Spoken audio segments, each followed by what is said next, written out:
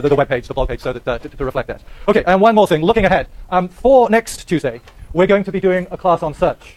Now, it will inevitably, just as everyone thinks we're going to talk about the present, we'll be talking about the past and the history of search. But what I actually want you to do is an assignment, which I very much like us to talk collectively about in class, about search. So, as I've put it up there, the question is, how much does Google know about you? All right, and knowing that you all use Google a lot. And the question is, how visible or invisible does that become? So, what I want you to do is find a search which in some ways, I hope will even be able to surprise yourself about what Google knows about you, what assumptions it makes about you, what it might get wrong about you.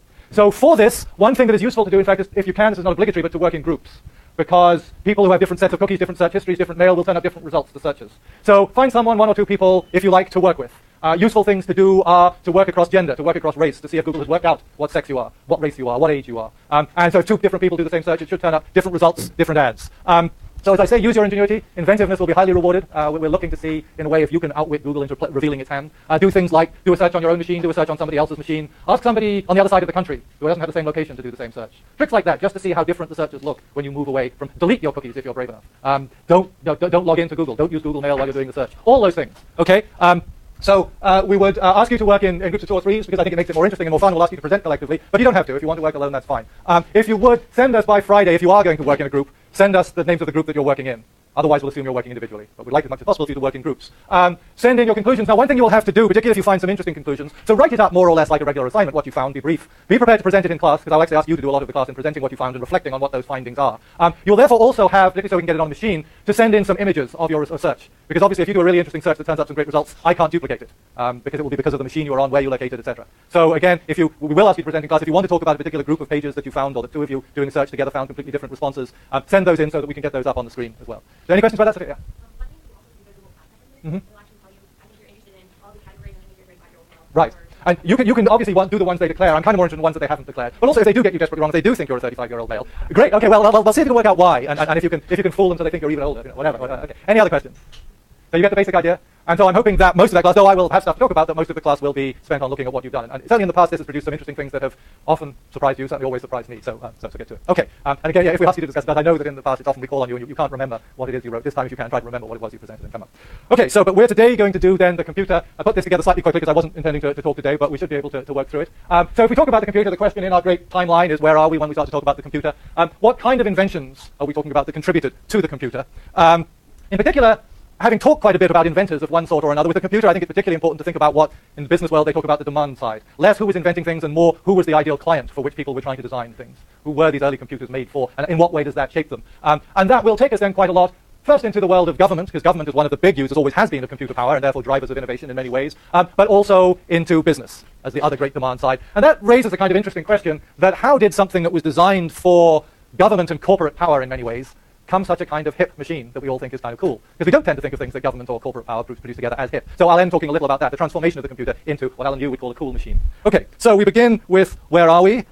We're on the familiar map in some ways. We've been climbing up out of the past, and suddenly we're getting to talk about stuff that most of you have in front of you or in your pockets. We're in familiar territory. Indeed, we're in familiar territory so far that the ghastly woman has paraded across the territories and has now ended up, boy, just down the road. Because the whole future, the progress of America, was really just coming to make us in California the hippest people in the world. And we've got there now. So we're in California. Cool, relax with all this tedious stuff about the past that none of you wanted to know about. You only came here to hear about the internet. And well, that might be something actually. You would know that I would never be as decent as to do that. So I'm going to push us back and say, well, what are the antecedents? What happened before? What was the kind of stuff? Some of which we've looked at. We've talked about Stonehenge and questions of whether Stonehenge was a machine for calculating where the solstice would come each year, or when the solstice would come. We looked briefly at this strange bronze instrument, the Antikythera, again, people think for possibly trying to compute time and the Olympics. There are other devices, clearly, tablets and the like that come through. So the question in some ways then is not only where are we, but what are we talking about? What is the computer?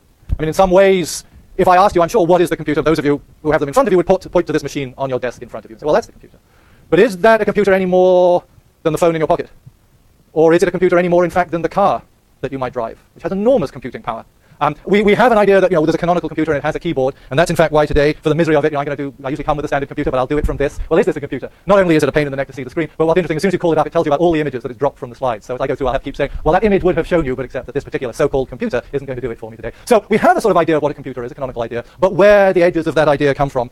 There are all sorts of different things, as I say, that we've looked at and that we will look at, that might count as a computer, or the calculating device. One that we shouldn't leave out of the story that was on the first slide, in fact, is that the term computer is first applied to people rather than to machines. We'll talk a little about that later. But certainly, machines for calculating time one of the earliest places, and we've looked at all that when we looked at the history of time, is that these machines start to come along, and they become the first idea both of computation and of automatic calculating machines. So that in fact the first usage of the word computer probably in the English language is in the 17th century, and in fact it's a condemnation, a historical, a biblical condemnation of people who actually try to compute time. They're worried about people who might try to compute the end of time. So and then they have to say, but then there are those, the prophets, who thought about the end of time. Now should they be condemned? And so this argument that Daniel was not a computer.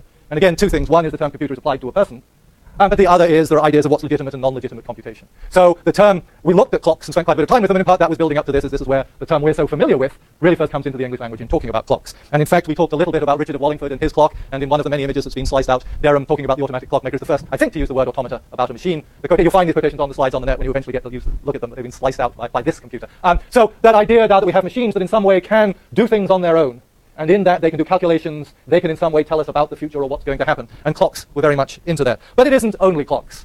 Clearly, computation has a wider notion from very early on, and particularly the idea of calculation. And so the first machines that we really see that start to look like what we have now go back probably to the 17th century. Napier, who we'll talk a bit about, Napier's bones were a device for computing numbers, for being able to add and multiply large numbers. Schickard, again, a strange guy who... people who got very excited about this were the astronomers. And Kepler, for instance, was both fascinated by Napier and by Schickard's production because he thought this will allow us to do the computation that's needed to predict where the stars will fall. And again, you can see why that might fall back into the interdiction against computation, people trying to tell the future, trying to use the stars to see what's going on. So this Pascal, the great philosopher, again, he tried to produce, or did produce a calculator, and Leibniz's binary calculator, that image didn't make it onto the screen, but Leibniz another. So at this time, people were starting to get particularly interested in at least building machines that could do calculations of large numbers. And that's where the stuff that's on your desktop and mine begins, really, is in numerical calculation, which is and isn't how we tend to think of machines. Now, although we call them computers, a lot of what we do on them has nothing to do with numerical calculation, but that's where their roots are. You might remember that Jeff last week put up this diagram about how to think about technological development in this stage. The old image of an inventor and one technology starts to look much more complex. We have sort of inventions that feed into a particular technology that has multiple applications and media and genres that they play by. Now, that seems particularly appropriate if we think about the computer. I mean, there's numerous inventions, from clocks all the way down to disk sets and chipsets and the like, that are needed for what we think of as the computer. It isn't possible to think of the computer as a single invention. We might be able to put a date on the printing press, however problematic that date is, but to try to put a date on the computer would be enormously difficult. And then the applications that it's used for, again, vary enormously. I mean, calculation was probably, as I say, the first thing that drove people's interest in it. Here were people wanting to do larger and larger calculations, and these were getting beyond them. If there's a machine that can do it, that would be great. Recording numbers, storing them, registering, as Babbage calls it, is actually very important and significant early on. How can we keep a track of what's going on? And I'll come back to that. Sorting, when we get to search a bit, we'll talk about that, but clearly in some ways sorting out things, classifying. Controlling, a device that can in some ways control other devices. And when we talked about time and the clock, the question of whether machines also really become significant in the extent to which they control people. And I asked you in that assignment to reflect on the question of whether technology in some ways is liberating us or is perhaps controlling us more. And that really comes in enormously significantly in the computer.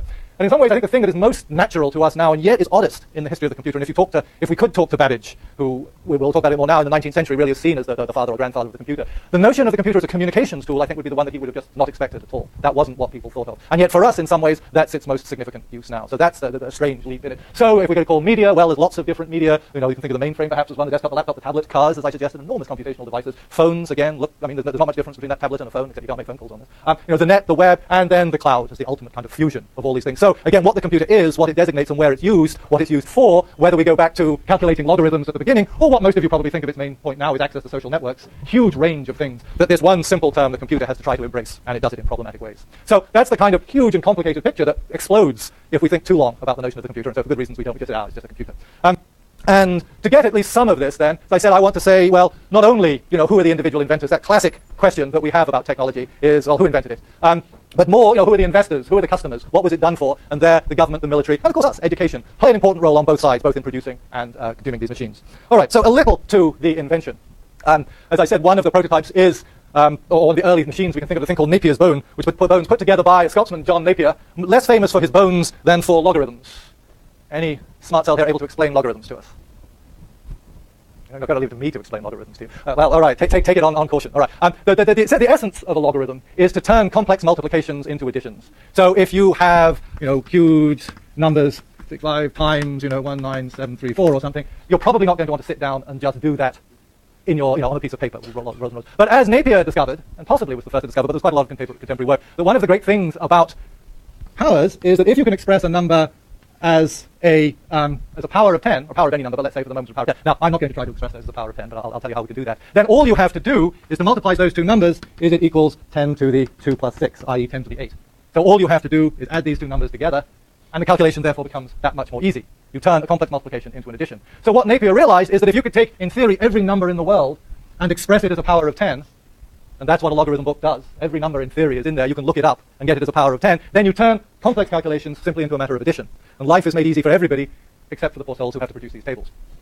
So that's the basic idea. And, of course, until the calculator came along, that was how everybody had to do their computation. So from Napier, at the beginning of the logs weren't produced, in fact, until near the end of his life, from the beginning of the 17th century, until, I'm sad to say, and some of you will probably think I go back that far, but until I was in school, that was how you did calculation. If you went into an exam, you carried a logbook with you, and you had to look up the log of every number and then add them and then convert back into the number again for any calculation you did. The great thing about it was, of course, they couldn't ask you all that many questions in the exam. They had to leave you so much time to look at the logs and do the addition that you only got about 5 questions on the exam. But it was a pain in the neck. So the calculator just came along and wiped all that away, though, of course, what the calculator is doing is a lot of logarithmic calculation inside. So Napier's breakthrough was, for mathematical and computational purpose, enormously significant. The challenge that came with it was actually producing these tables and producing them accurately, because turning numbers like this into an accurate power of 10 is a complicated task. And so there tended to be gaps in books, there tended to be errors in books, you didn't know if you could rely on them. And so, in fact, at the beginning of the 19th century, this chap, Charles Babbage, another of our members of the Royal Society, although in fact he fought fairly viciously with the Royal Society and was almost expelled, but he decided that he was going to produce a better set of logarithms. And so he set down to produce a log of every number like that, as well as he could. And as he said, I wish to God that these calculations had been executed by steam. It was a painful task, but one that set him to think, well, could you do it by steam? Was there a way, in fact, that you could invent a machine that would manage to do these calculations? And that set him on the road to computation. The book that you didn't read, because we've switched the classes around, is an enormously significant and influential book. It came out, I think, first in 1832, on the economy of machinery and manufactures. And he produced it in part by traveling around both England and Northern Europe, particularly France, to see what kind of machines people were using in different sectors of the economy. And he did it in part because he wanted to build this prototypical computer. And he was looking to see where people had the best understanding of how machines could be built, how interchangeable parts could be manufactured. So he wanted to do a survey of manufacturing, but that also led him to look how people were using different machines for calculating. These are just some of the chapters, but give you some idea of what he was trying to get at.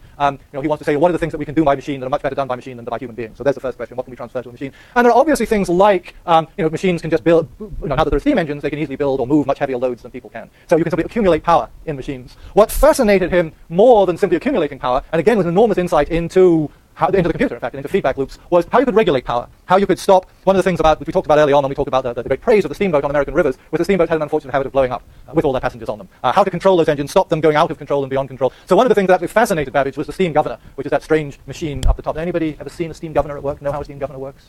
It's a very simple and nice device. The rotation from whatever the engine is being driven by the steam is sent in part out this pipe that goes out to the outside of the machine. And as the machine spins, by the nature of centrifugal force, those two large metal balls will tend to be forced outwards. And as it goes faster and faster, if they are forced outwards and they sit on a hinge, that little collar at the bottom will inevitably be pulled up. Now it sits over a hole in the pipe. So once it's pulled out too far, because this machine is going faster and faster, it will start to release steam, which will reduce the pressure inside the machine, which will slow the rate at which the balls spin, which will drop the balls and therefore the collar, seal the hole once again, and allow the machine to carry on at the regulated speed. So it was a very plain and simple but cool device, and it's a feedback system, and all our notions in a way of the whole, in fact, all the people who developed cybernetics are fascinated by the steam governor. Can we build machines that will control themselves and look after themselves? So that was one of Babbage's fascinations.